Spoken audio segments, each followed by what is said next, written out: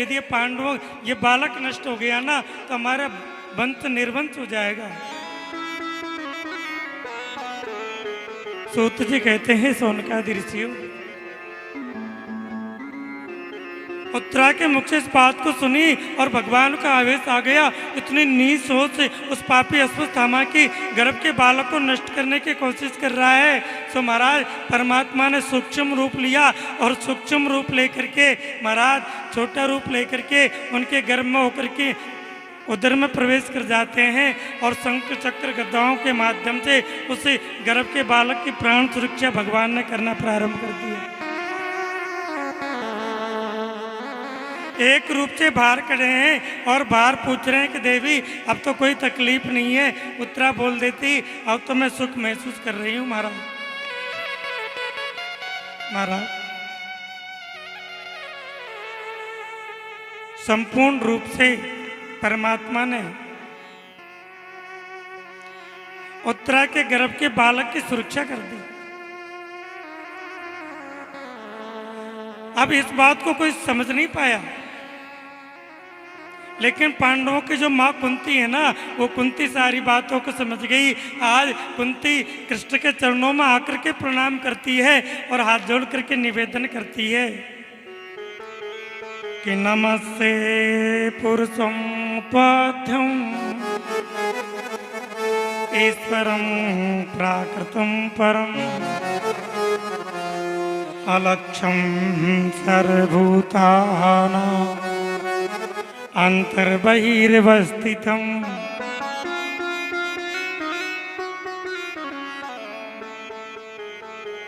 माता कुंती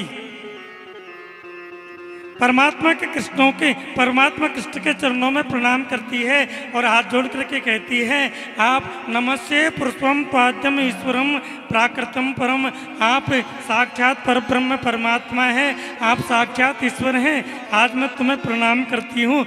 भगवान ने कहा बोले बुआ जी ये उल्टी गंगा मत बहवाओ, मैं तो आपका जो वसुदेव आपका भाई है ना उसका सबसे छोटे वाला पुत्र हूँ, आप मुझे भगवान कहती हो।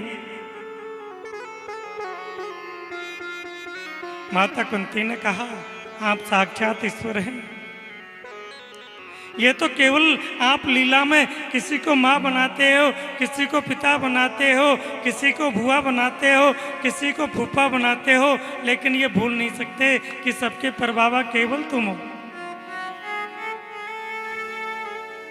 माता कुंती कहती है आज आपने कितनी बड़ी कृपा की जो मेरी पौत्र वधू के गर्भ में आपने बालक की प्राण सुरक्षा कर दी। सो महाराज भगवान श्री कृष्ण ने उन पांडव लोगों से कहा कि सुनो बुआ ने मुझे भगवान बता दिया।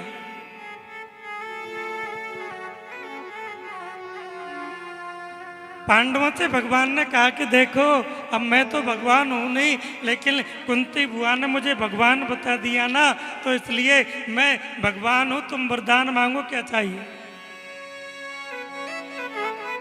और सबसे बड़े श्रीमान युधिष्ठिर जी हैं, इनको पहले मांगने का अधिकार है, मांगो क्या चाहिए। तो महाराज धर्मराज युधिष्ठिर ने वरदान मांगा, बोले गोविंद भगवान की जय।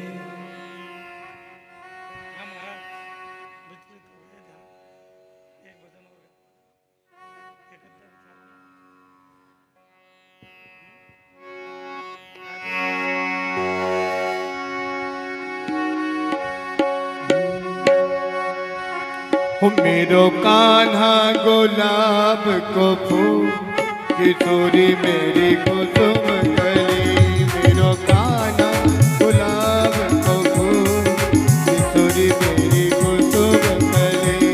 मेरो कान्हा गुलाब को फूल किशोरी मेरी कुसुम कली।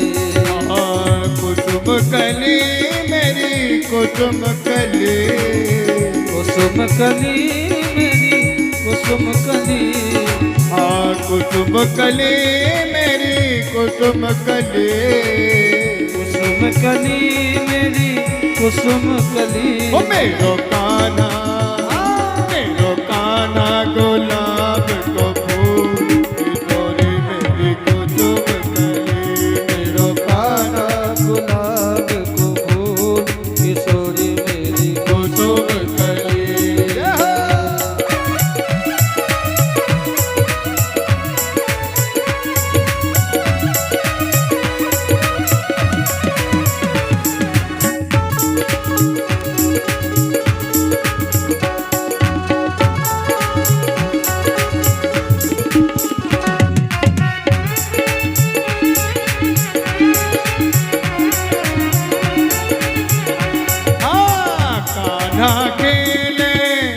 झुके अंगना कान्हा खेले नंद झुके अंगना ओ कान्हा खेले नंद झुके अंगना कान्हा खेले नंद झुके अंगना हाँ राधे खेलत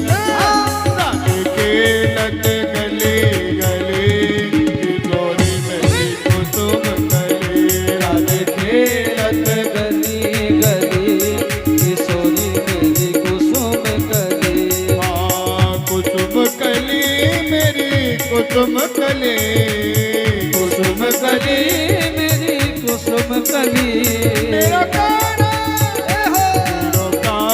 गुलाब का फूल किशोरी मेरी कुसुम कली मेरो कान्हा गुलाब फूल किशोरी मेरी कुसुम ये हो।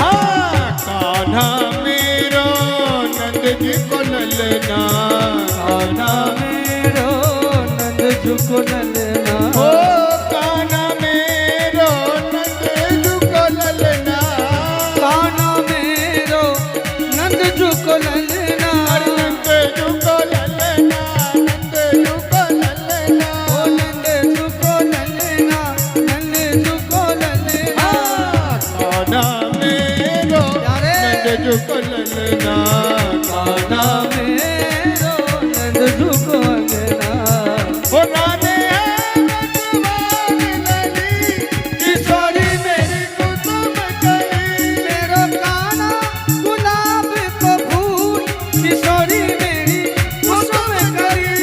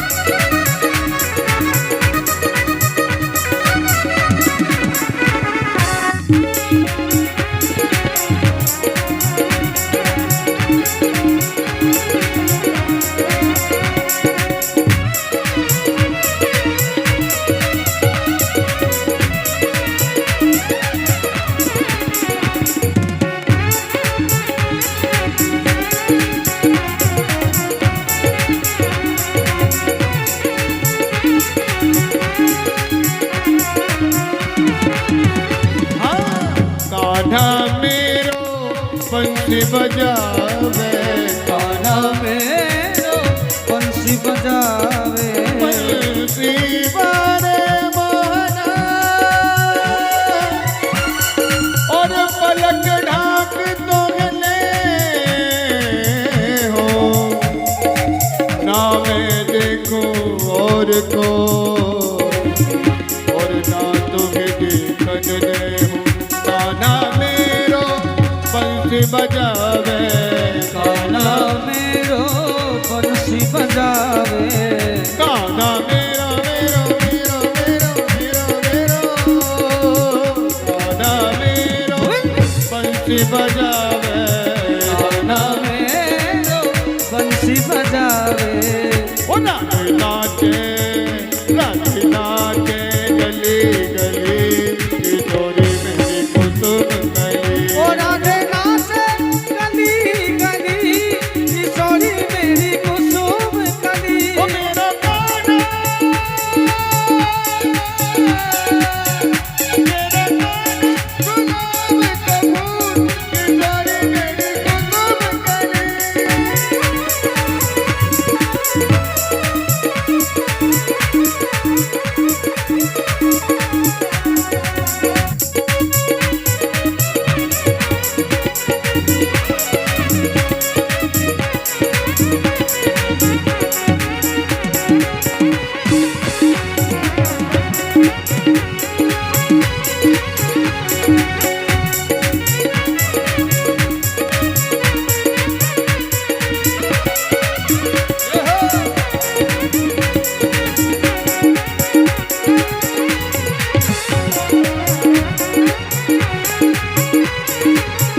मेरो कान्हा गुलाब का फूल, किशोरी मेरी कुसुम कली। मेरो कान्हा गुलाब को फूल, किशोरी मेरी कुसुम कली।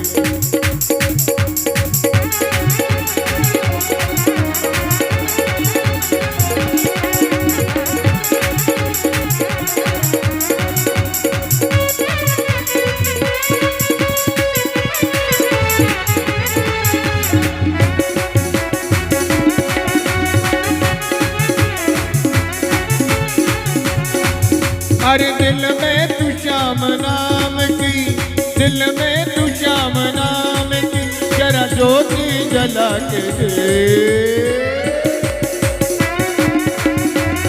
आएगा आएगा आएगा मेरा सावरा, मुरली बजा के दे।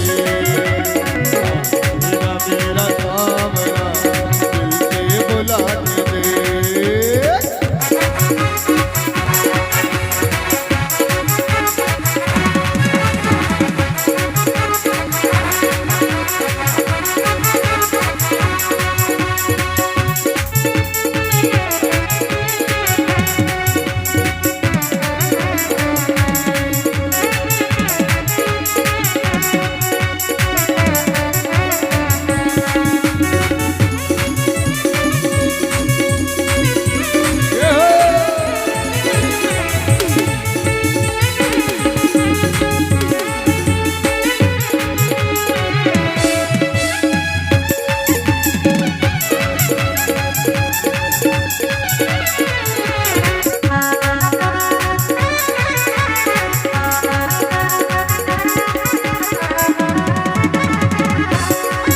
हर किस्मत के ताले खोलना कान्हा के हाथ है, हो भक्ता बाबा के हाथ है, हो भक्ता बाबा के हाथ है, हो भक्ता बाबा के हाथ है।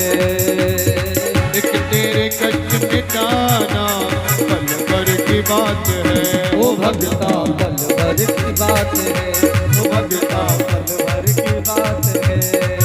हर किस्मत के ताले खोलेगा, ओ किस्मत के ताले खोलेगा, जरा ताली बजा के दे। अरे आएगा आएगा आएगा मेरा सावरा, तू दिल से बुला के दे। आएगा मेरा सावरा, दिल से बुला के दे।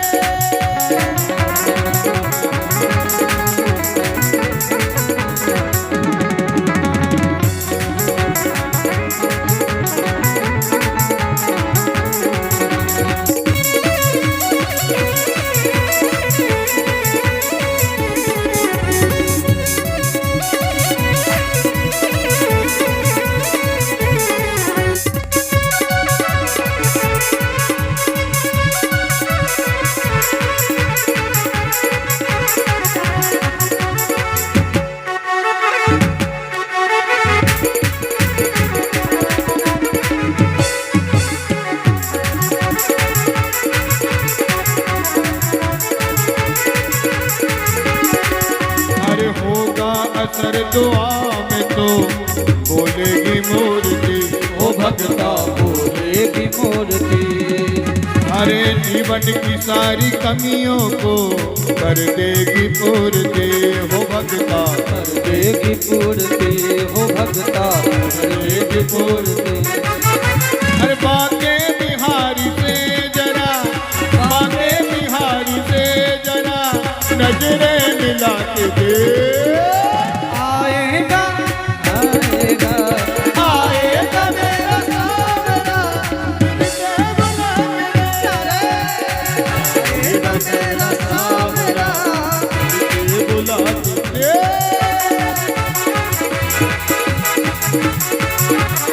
ये हो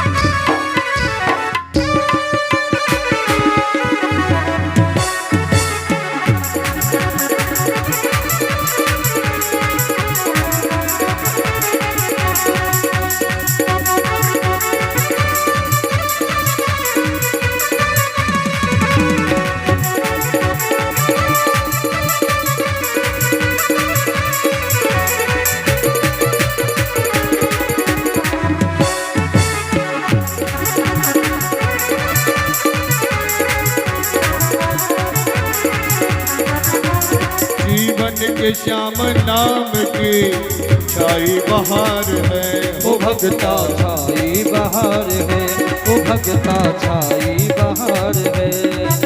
ओ जीवन की नैया चल पड़ी जाना ही पार है, हो भगता जाना ही पार है, ओ भगता जाना ही पार है।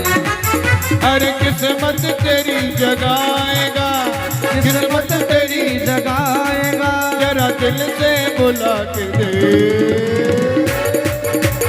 आएगा वो आएगा, आएगा मेरा सावरा, दिल से बुला के दे। आएगा मेरा सावरा, दिल से बुला के दे। आएगा मेरा सावरा, दिल से बुला के दे।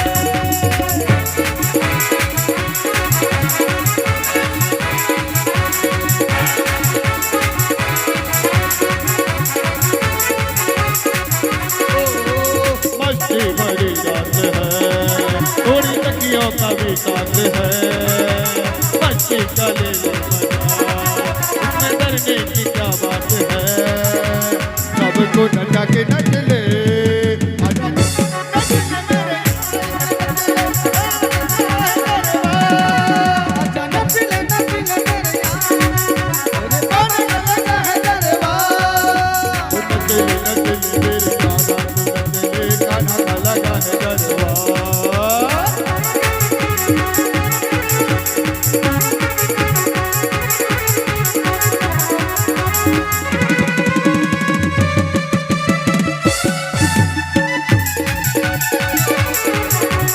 आएगा मेरा सावरा, दिल से बुला के दे। आएगा मेरा सावरा, दिल से बुला के दे। ओ भगता दिल से बुला के दे। दिल से बुला के दे, कि मनवा से बुला के दे।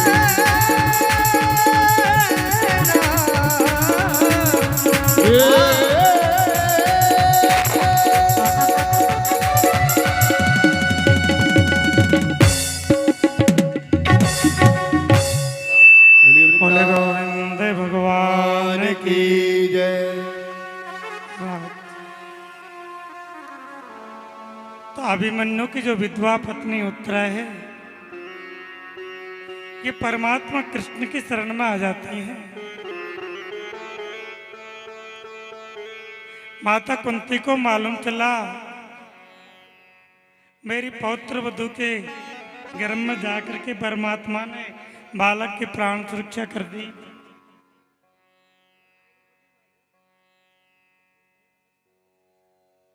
परमात्मा ने पांडवों से कहा कि बुआ जी ने मुझे भगवान बना दिया तो मैं भगवान हूं, इसलिए मांगो क्या चाहिए। सबसे बड़े युधिष्ठिर हैं, इनको पेंगले मांगने का अधिकार है महाराज। तो धर्मराज युधिष्ठिर ने कहा, बोले गोविंद आप यदि वरदान देना चाहो ना तो केवल यही वरदान दे दो, मैं हमेशा सत्य पर चलता रहूं और कभी भी सत्य से विचलित न हूं।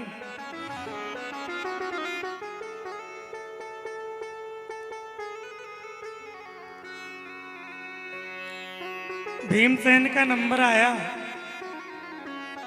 भगवान ने कहा, भीमसेन जी तुम मांगो तुम्हें क्या चाहिए। तो भीम ने कही, बोले भगवान मेरी तो बदनामी है, लोग कहते हैं भोजन भट्टे।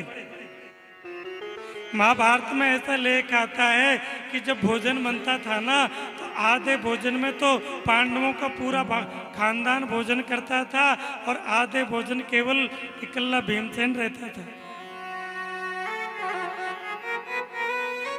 तो भीमसेन ने कहा, बोले गोविंद वरदान यदि देना चाहो ना तो यही वरदान दे दो कि खाते पीते प्रत्येक परिस्थिति में तुम्हारी याद बनी रहे और कुछ नहीं चाहिए।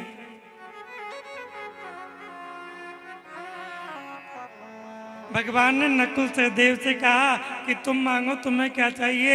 नकुल सहदेव ने कहा कि आपके चरणों की सेवा मिलती रहे और कुछ भी नहीं चाहिए। भगवान ने अर्जुन से कहा, अर्जुन तुम तो कुछ मांगो। तो अर्जुन तो गीता में कहते हैं, शिष्यस्तेहं साधिमां त्वां प्रपन्ना। गीता में भगवान श्री कृष्ण ने अर्जुन कहते हैं कि हे परमात्मा आप मेरे गुरु हो, मैं आपका शिष्य हूं। ये भाव कभी मेरे मन से निकले नहीं महाराज। भगवान ने अपनी बहन सुभद्रा से कहा, बोले तुम तो कुछ मांगो। सुभद्रा हाथ जोड़ करके निवेदन करती है, गोविंद कि कृष्ण त्वदीय पद पंकज पंजरान्ते अदेव में विसते मानसिराज हंसा प्राण प्रयाण समये कपिवाति पितृ कंठावरोधन विदो स्मरणम कुतस्ते।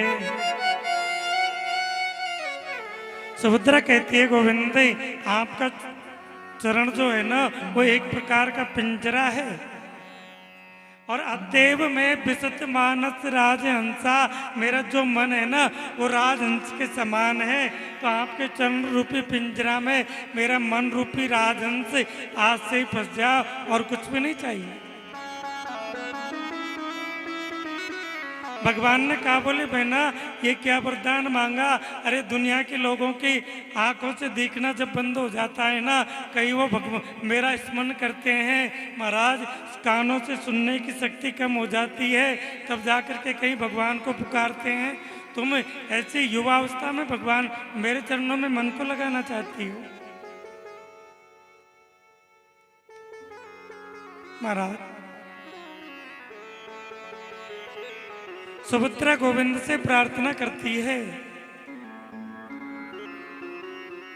कि गोविंद प्राण प्रयाण समय कपवात पितृ, क्योंकि प्राणों का जब निकलने का समय आता है ना उस समय राम जी का नाम नहीं आता। रामायण में लिखा है कि जन्म जन्म मुनि जतन कराही, अंतराम मुख आवत नाहि हो। जन्म जन्म मुनि यतन कराही, अंतराम कहीं आवत नाहि। सुभद्रा कहती है, गोविंद बड़े बड़े मनीषी संत जन्म जन्मांतर तक के माला जपते रहते हैं। ये माला क्यों जपते हैं? माला जपने का एक ही नियम है कि इस माला जपने से ऐसी आदत पड़ जाए कि अंतिम समय हमारे मुख से राम जी का नाम निकल जाए ना तो जीवन धन्य हो जाएगा। तो सुभद्रा कहती है गोविंद प्राण प्रयाण समय कपवात पितृ, प्राणों का प्रयाण, प्राणों का जब निकलने का समय आता है ना तो किसी की 10 दिन पहले बोली बंद हो जाती है, किसी की 15 दिन पहले बोली बंद हो जाती है। उस समय आपका नाम नहीं आता तो आपके चरण रूपी पिंजरा में मेरा मन रूपी राजहंस आज से फंस जाए और कुछ भी नहीं चाहिए।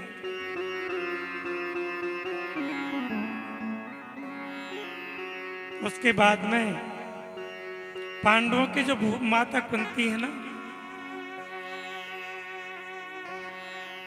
भगवान ने कहा बोले बुआ जी तुमने कुछ नहीं मांगा, तुम तो मांगो तुम्हें क्या चाहिए। तो कुंती ने कहा कि देखो मांगने वालों की जो लिस्ट है ना उसमें से मेरे नाम को हटा दो। भगवान ने कही क्यों? बोले जो मांगूंगी वो मिलेगा कि नहीं मिलेगा। भगवान ने कहा बोले बुआ जी तुम्हें मुझे मेरे प्राण भी चाहिए तो मिलेंगे, आप बोलो तो सही। इंद्र का सिंहासन चाहिए तो मिलेगा, ब्रह्मा की गद्दी चाहिए तो मिलेगी, बोलो तो सही। इस बात को सुनते ही देवता लोग गंभीर हो गए। देवराज इंद्र को डर लग रहा है कि मेरे सिंहासन को नहीं मांग ले। विधाता ब्रह्मा को डर लग रहा है कि मेरे स्थान को नहीं मांग ले। लेकिन माता सुभद्रा हाथ जोड़ करके कहती है गोविंद कि विपदा संतु न सस्वर तत्र तत्र जगत गुरु भवतो दर्शनम यस्या न पुनर्भव दर्शनम। माता सुभद्रा कहती है, माता कुंती कहती है बोले गोविंद देना चाहते हो ना तो केवल एक वरदान दे दो, मेरे दुख में मेरे जीवन में दुख पर दुख आते रहे। एक दुख दूर न होवे दूसरा आ जाए, दूसरा दुख दूर न होवे तीसरा आ जाए, दुख पर दुख आते रहे। इस बात को सुनते ही भगवान का आवेश आ गया और भगवान ने कहा बोले बुआ जी ये दुख भी कोई मांगने की चीज है क्या? माता कुंती निवेदन करती है गोविंद कि सुख के माथे सिल परे जो नाम हृदय से जाए, बलहारी वा दुख की जो पल पल नाम जपाए। माता कुंती ने कही बोले गोविंद ऐसे दुख को लेकर के, ऐसे सुख को लेकर के मैं क्या करूं जो सुख तुम्हारा विस्मृत करवा दे, क्योंकि प्राणी सुख में भगवान को याद नहीं करता। और कुंती कहती है गोविंद ये दुख की कृपा है जो आप मेरे सामने खड़े हो, क्योंकि मेरे पुत्रों के जीवन में संकट नहीं आता, आपको नहीं पुकारते, और आप को नहीं पुकारते तो आप यहाँ प्रकट कैसे होते? हे गोविंद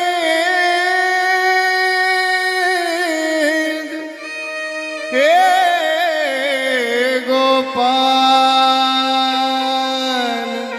हे गोपाल हे गोपाल। सुख भी मुझे प्यारे हैं, दुख भी मुझे प्यारे हैं, सुख भी मुझे प्यारे हैं, दुख भी मुझे प्यारे हैं। उनमें जोड़ूं किसे भगवान, दोनों ही तुम्हारे हैं। मैं जोड़ूं किसे भगवान, दोनों ही तुम्हारे हैं, दोनों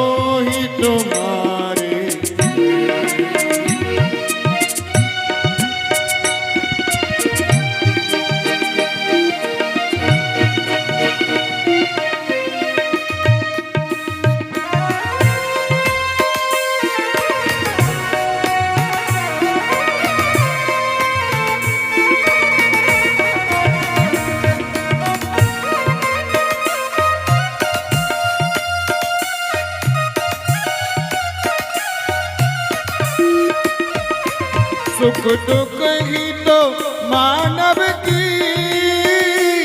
नैया को चलाते हैं। सुख दुख ही तो मानव की नैया को चलाते हैं। सुख दुख ही तो मानव को जीना सिखलाते हैं। सुख दुख ही तो मानव को चलना सिखलाते हैं। जीना सिखलाते हैं। सुख मिले भी तो उनको सब अपने प्यारे हैं। मैं जोड़ूं किसे भगवान, हो दोनों ही तुम्हारे हैं। मैं छोड़ूं किसे भगवान, दोनों ही तुम्हारे हैं। दोनों ही तुम्हारे हैं। हे गोपाल,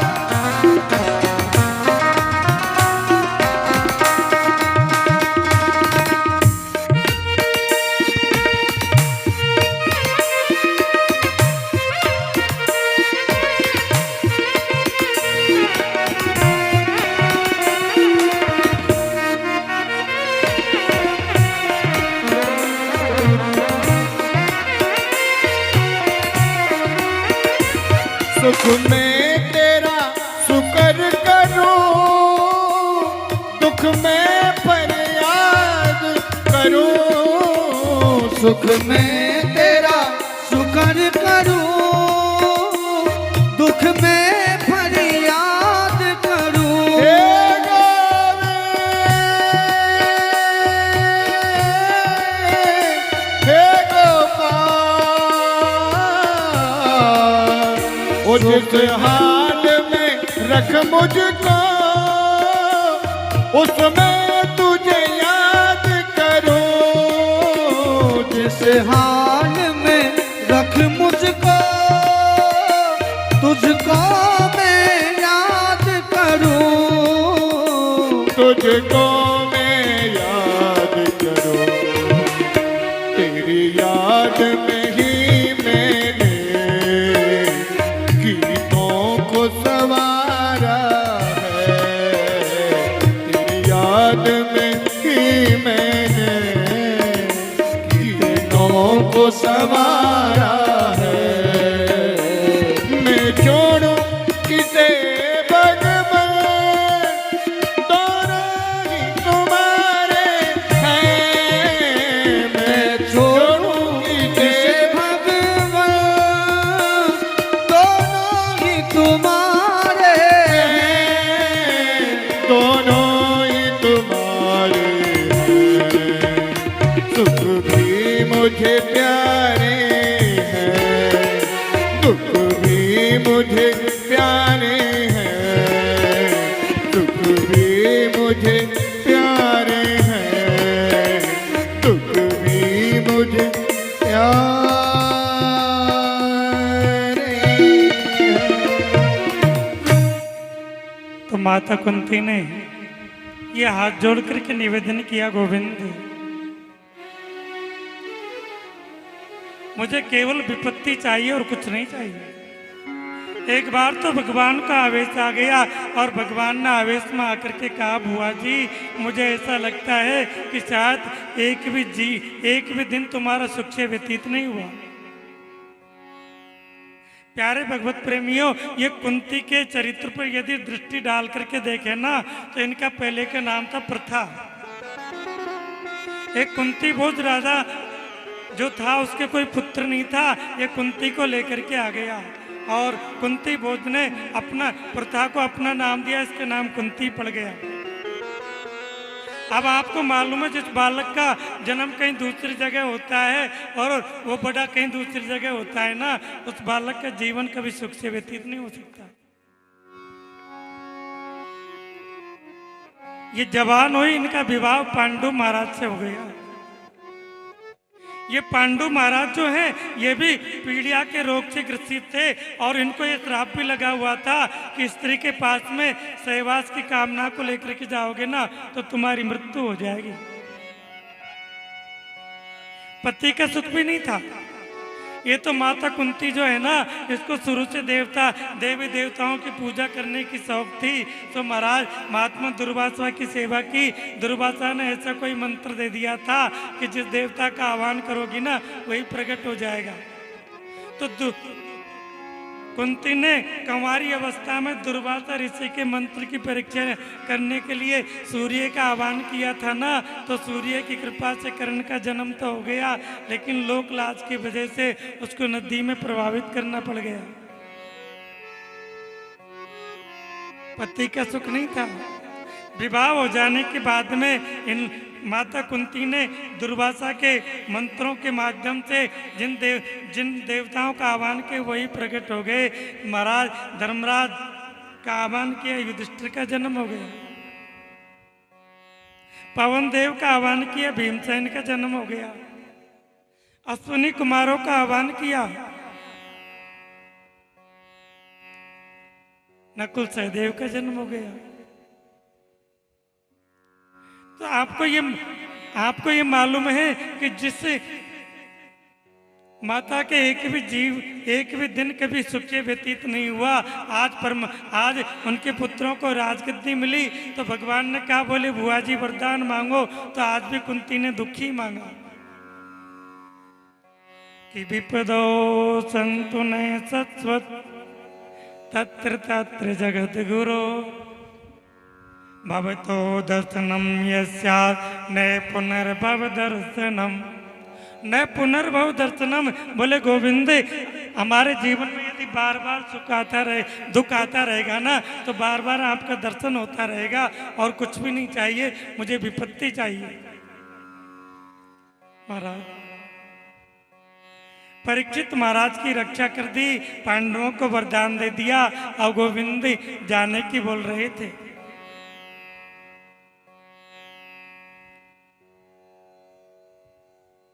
परमात्मा श्री कृष्ण ने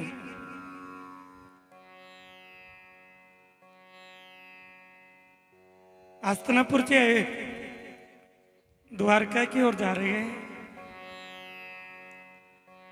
पहले तो पांडवों ने कहा बोले गोविंद आप जब जाने की बोलते हो ना तो हमको ऐसा लगता है कि जाने हमारे प्राण निकल करके जा रहे हैं क्या, लेकिन हमारी वजह से द्वारका वासियों को तकलीफ नहीं होनी चाहिए। तो परमात्मा श्री कृष्ण ने उस बालक की प्राण सुरक्षा करने के बाद में द्वारका के लिए चले जाते हैं। कुछ समय के बाद में उस बालक ने जन्म लिया।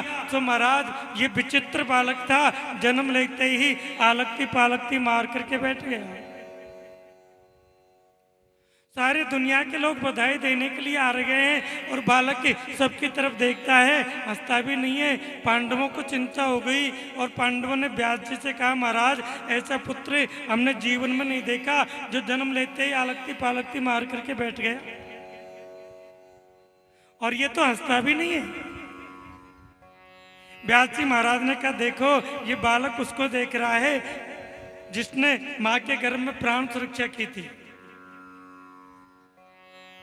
ये ब्रह्मा की सृष्टि का पहला महापुरुष है जिसने धरती पर जन्म बाद में लिया और परमात्मा का दर्शन मां के गर्भ में कर लिया।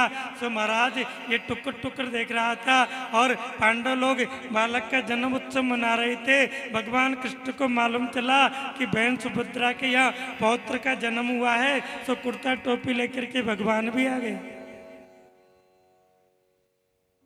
ये बालक ने दूर से भगवान को देखा, खिलखिला करके हंसने लग गए और इशारा करके कहा बोले यही तो है जिसने माँ के घर में मेरी प्राण सुरक्षा की थी।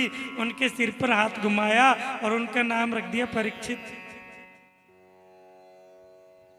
महाराज दोबारा परमात्मा श्री कृष्ण अर्जुन को साथ में लेकर के चले जाते हैं।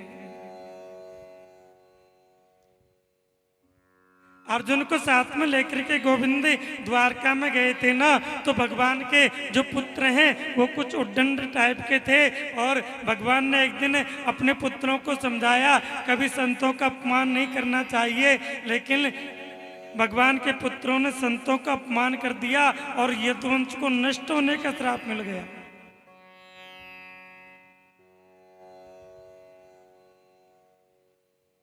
महाराज, यदुवंश को नष्ट होने का श्राप मिला। श्री कृष्ण के सामने, अर्जुन के सामने 99 लाख यदुवंशी आपस में लड़ झगड़ करके खत्म हो गए। बलराम जी महाराज शेषनाग बनकर के क्षीर सागर में चले गए। इधर पांडवों को नाना प्रकार के अपशकुन हो रहे थे।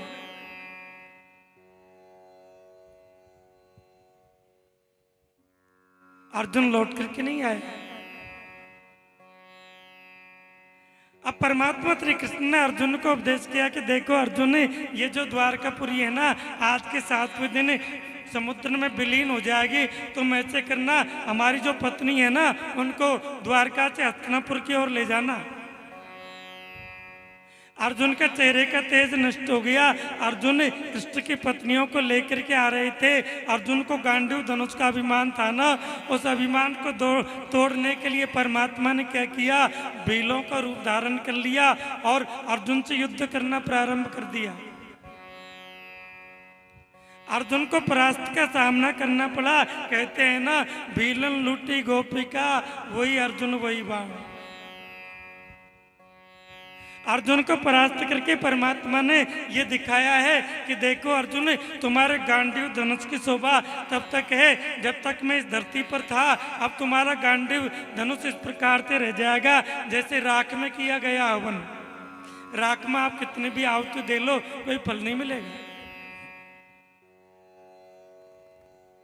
महाराज, अर्जुन का चेहरे का तेज नष्ट है। युधिष्ठिर को नाना प्रकार के अपशकुन हो रहे थे। सो महाराज, कुछ समय के बाद में जो अर्जुन है वो तुरंत युधिष्ठिर के पास में आ गए। युधिष्ठिर ने डांट करके कहा कि अरे पागल, तुम द्वारका चले जाते हो ना, तो बिल्कुल हस्तिनापुर को भूल जाते हो। तुम्हें यह मालूम नहीं तुम्हारा पौत्र परीक्षित बड़ा हो रहा है, क्या इनको शिक्षा दीक्षा नहीं दिलाओगे? अर्जुन ने कोई जवाब नहीं दिया। धर्मराज युधिष्ठिर ने किया, अरे अर्जुन, तुम बोलते क्यों नहीं हो? अर्जुन ने जवाब नहीं दिया। अर्जुन का चेहरे का तेज नष्ट था। धर्मराज युधिष्ठिर ने कहा कि अर्जुन, ये बताओ तुम्हारा चेहरे का तेज नष्ट क्यों हो गया? व्यक्ति के चेहरे के तेज को नष्ट होने के 3 कारण होते हैं। पहला कारण, किसी अगम्य स्त्री के साथ में सहवास करने से भी चेहरे का तेज नष्ट हो जाता है। दूसरा कारण यह है कि कोई हमारे सामने भूख से तड़प रहा हो और उसको दिखा दिखा करके हम नाना प्रकार के व्यंजन खाते हैं ना, तो भी चेहरे का तेज नष्ट हो जाता है। और तीसरा कारण यह है, कोई हमारी शरण में आ जाता है ना, हमसे कोई सहायता मांगने के लिए आ जाता है और हम उनको विश्वास दे देते हैं कि तुम्हारी सहायता जरूर करेंगे, और जब उसके संकट की घड़ी आ जाती है ना, उस समय धोखा देने से भी चेहरे का तेज नष्ट हो जाता है। तो भगवान धर्मराज युधिष्ठिर ने कहा, अरे अर्जुन, ऐसा कोई कुकृत्य तुमसे तो नहीं हो गया, तुम बोलते क्यों नहीं हो? अर्जुन दलाम से धर्मराज युधिष्ठिर के चरणों में गिर पड़ा और हाथ जोड़ करके बोले भाई जी, मैं क्या बताऊं कि वंचितो हम महाराजन हरिनाम बंदे रूपिणा एन में रतम तेज देव विस्मापनम। अर्जुन तलाम से युधिष्ठिर के चरणों में गिर करके रोते हुए कहा, बोले भाई जी क्या बताऊं, जिन गोविंद की कृपा से कि यत्संत्रया द्रुपद के यमुपगता राज्ञां स्वयंवर मुखे स्मर दुर्मदानाम। जिन गोविंद की कृपा से बड़े बड़े वीर राजाओं के मध्य से द्रौपदी जैसी पत्नी को प्राप्त किया, वो कृपा के सागर भगवान हमको छोड़ करके चले गए। कि यो नो जुगो पे बन ए दुरच कचरात दुर्भाष सोते रचिता युत याग्र भूया साकान सृष्टिमुपयजत त्रिलोकिम तृप्तामल्य सलिले विनिमग्न संगा।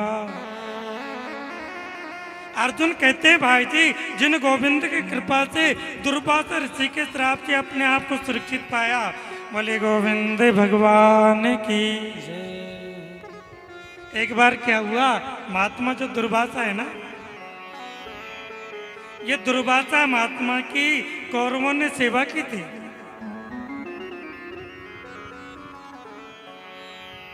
क्योंकि पांडवों को मारने के जितने भी हथकंडे थे ना, वो कौरवों ने सारे अपना लिए, लेकिन पांडव मरे नहीं थे। शास्त्र कहते हैं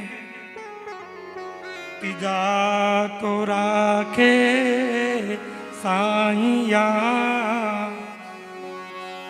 मार सके ना को बाल निभा का कर सके जो जग बैरी हो। रक्षक जिसके परमात्मा है ना, उसको कोई मार नहीं सकता। अब कौरव लोगों ने जितने भी प्रयास थे पांडवों को मारने के, वो सारे कर लिए, लेकिन पांडव मरे नहीं। तो कौरवों ने एक युक्ति निकाली, दुर्वासा महाराज की सेवा करना प्रारंभ कर दिया। दुर्वासा की सेवा की, दुर्वासा प्रसन्न हो गए और दुर्वासा ने कही वरदान मांगो, क्या चाहिए।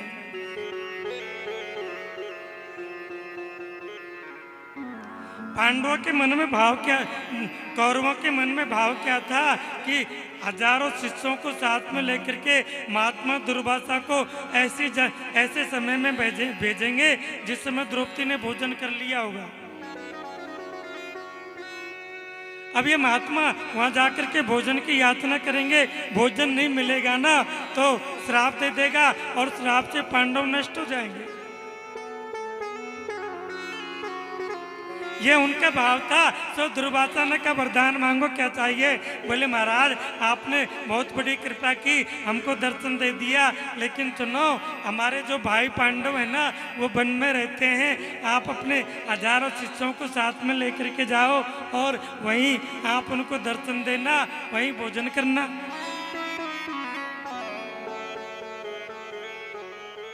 महाराज ये क्रोधी महात्मा है, कौरवों ने ऐसी चालाकी करके ये महाराज दुर्वासा ऋषि को हजारों शिष्यों के साथ में पांडवों के पास में भेज दिया।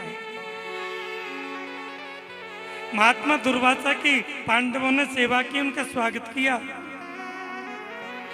कि एताम संस्मरणा पुंसा सद्य शुद्धियन्ति विग्रहा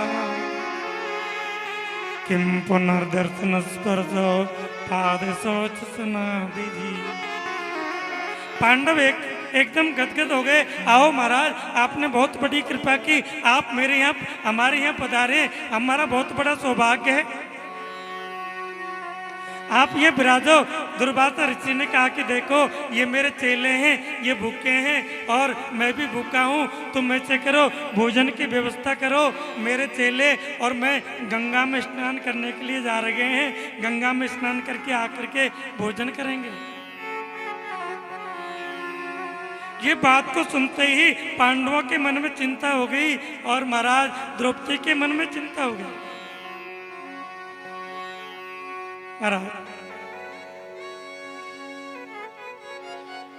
द्रौपदी के पास में अक्षय पात्र था। जब तक द्रौपदी भोजन नहीं करती थी ना, जब तक तो चाहे हजारों को खिला दो, लाखों को खिला दो, कमी नहीं आती थी। और द्रौपदी के भोजन करने के बाद में कुछ बचता नहीं था।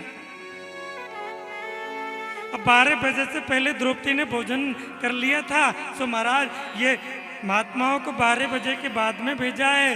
तो कौरवों ने सोचा कि अब हमारा संकट दूर हो जाएगा, क्योंकि ये महात्मा को भोजन नहीं मिलेगा, क्रोधी महात्मा है, श्राप दे देगा। महाराज द्रौपदी के मन में चिंता है, हे गोविंद, जब भी हमारे जीवन में संकट आया आपने आकर के हमारी सुरक्षा की, लेकिन आज हमारे जीवन में बहुत बड़ा संकट है।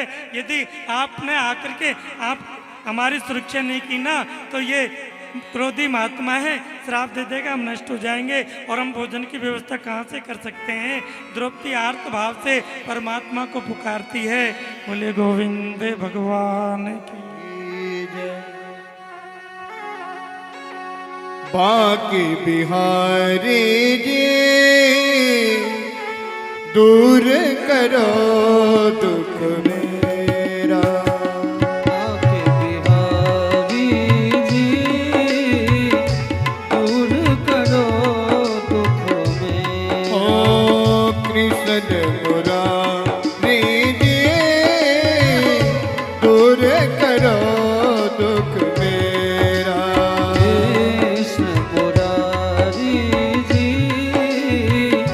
दूर करो दुख मेरा।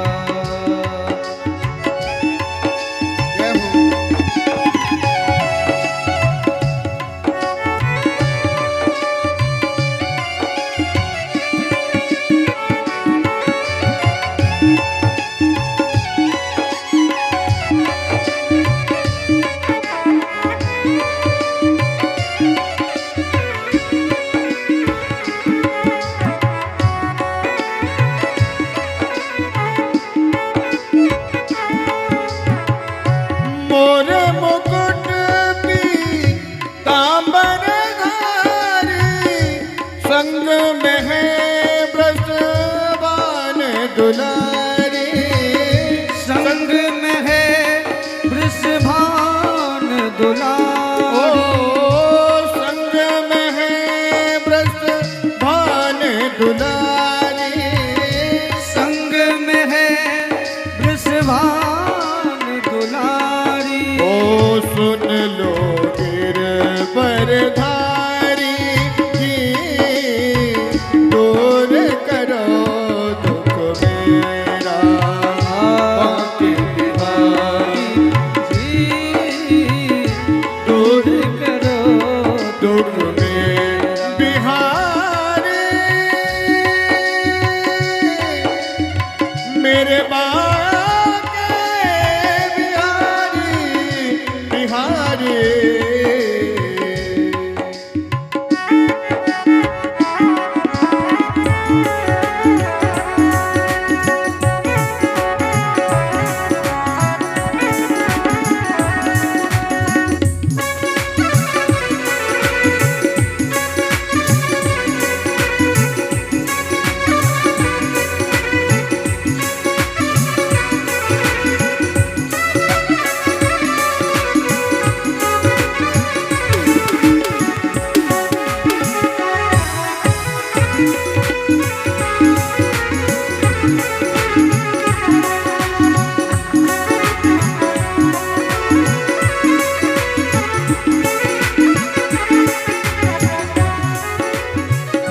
सबरी अहिल्या गणकानारी,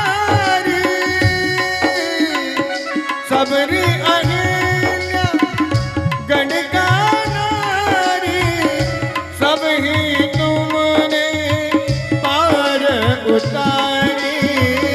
सबरी तुमने पार उतारी। अरे आई हमारी बारी जी, दूर करो दुख मेरा।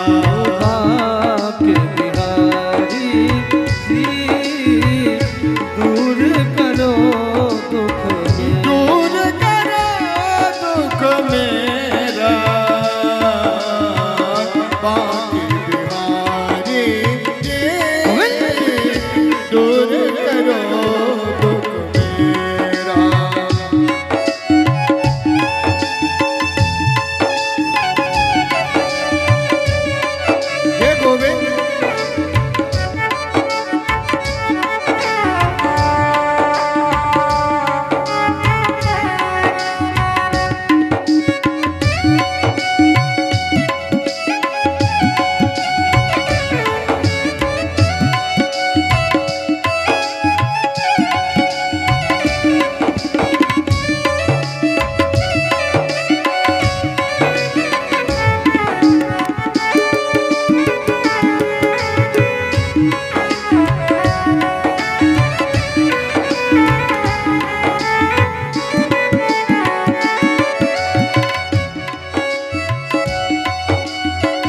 सुना है जो तेरी शरण आवे,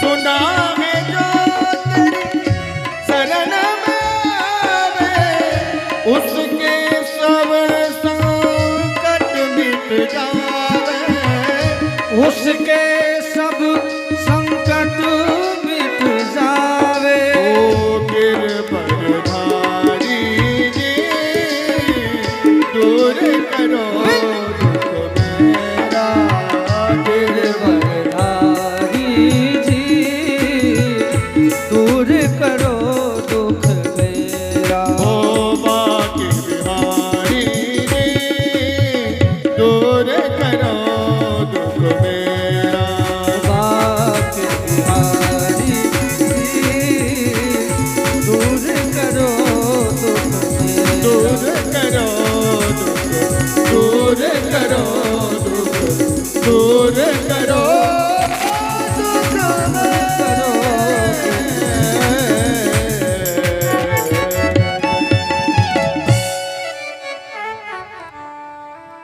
द्रौपदी आर्त भाव से परमात्मा से प्रार्थना करती है, बाके बिहारी हे गोविंद, जब जब भी हमारे जीवन में संकट आया आपको पुकारा, आपने आकर के हमारी सुरक्षा की। आज हमारे जीवन में बहुत बड़ा संकट है कि श्री कृष्ण द्वारकावासिन देव देव जगतपते। हे श्री कृष्ण द्वारका के नाथ, ये क्रोधी महात्मा है, यदि इसको भोजन नहीं मिला हमको श्राप दे देगा और हमको नष्ट होना पड़ेगा। जब भी हमारे जीवन में संकट आया आपको पुकारा, आपने हमारी सुरक्षा की। आज यदि सुरक्षा नहीं की ना, क्रोधी महात्मा है, श्राप दे देगा।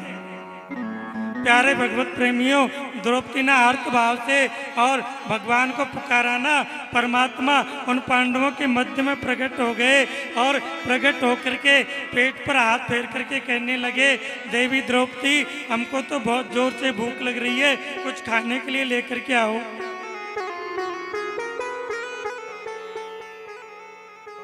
द्रौपदी ने कहा कर लो बात, आज भोजन की व्यवस्था के लिए इनको बुलाया है और खुद को भूख लग रही है।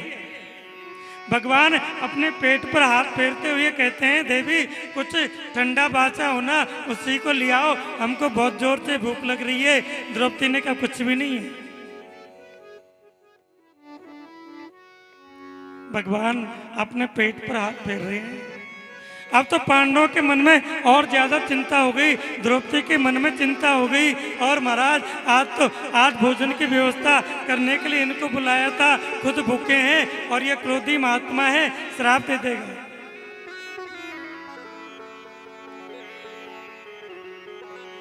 महाराज आर्त भाव से पांडवों के मन में चिंता है और भगवान बार बार पेट पर हाथ फेर रहे हैं, देवी हमको भूख लग रही है, कुछ लेकर के आओ। बोले कुछ है ही नहीं, क्या लेकर के आऊं? आज तुमने बड़ी कृपा की, आज तो भोजन की व्यवस्था के लिए हमने आपको आमंत्रित किया, आपको याद किया और आप स्वयं भूखे आ गए। भगवान जोर जोर से तड़पने लगे, देवी हमको तो भूख लग रही है, कुछ लेकर के आओ, कुछ बर्तन में लगाओ, उसी को ले आओ। द्रौपदी ने कहा 3 बार मिट्टी में लगा करके बांध करके रख दिए, कुछ भी नहीं है। भगवान ने कहा देवी तुम ऐसे करो, जिस बर्तन में भोजन बनाती हो ना उसको ले आओ।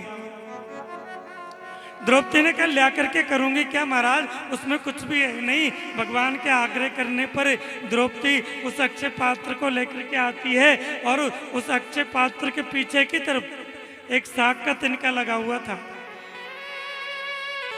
भगवान ने उस साग के तिनके को छुड़ा करके अपने मुख में दिया ना, तो भागवत में लिखा है साकान सृष्टमुपयतस्त्र लोकिम।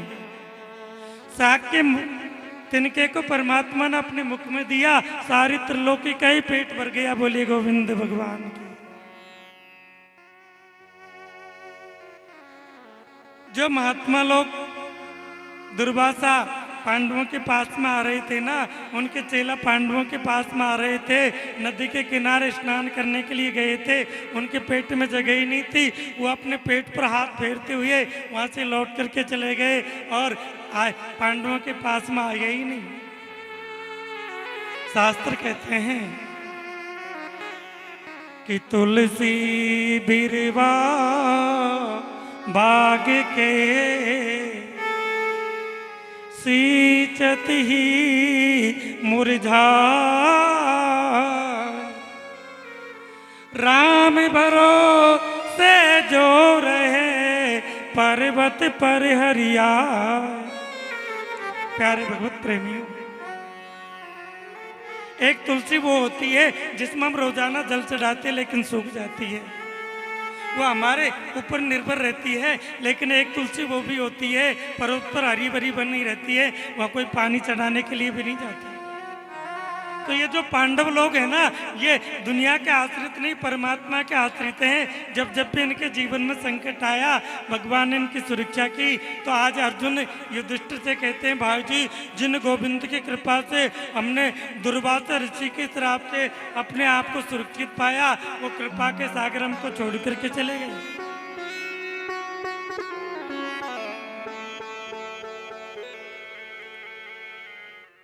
अर्जुन के मुख से महात्मा दुर्वासा ने, महाराज धर्मराज युधिष्ठिर ने इस बात को सुनी कि भगवान चले गए, तो महाराज अर्जुन के डांट लगा करके युधिष्ठिर ने कहा, अरे पागल, तुम इतने दिन में आए हो ये अप्रिय समाचार लेकर के? भगवान के बगैर तो हम भी नहीं रह सकते।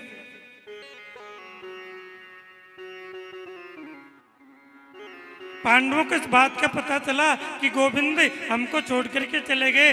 तुरंत उस छोटे से बालक परीक्षित को राजगद्दी पर बैठा दिया और पांडवों ने 3 बात बताई थी कि बेटा शरण में एक बार दुश्मन भी आ जाए उसको क्षमा कर देना, कभी पाप मत करना और हमेशा सत्य पर चलना। ये 3 बातों को बता करके पांडव लोग जो है ना, ये शरीर के सहित स्वर्ग जा रहे थे। पहले तो द्वारका में गए, द्वारका को समुद्र में विलीन देखा और हिमालय पर्वत को होकर के ये स्वर्ग के लिए जा रहे थे। लेकिन ये जो हमारा लोक का नाम है मृत्यु लोक, या जिसने जन्म लिया है उसको मरना पड़ता है।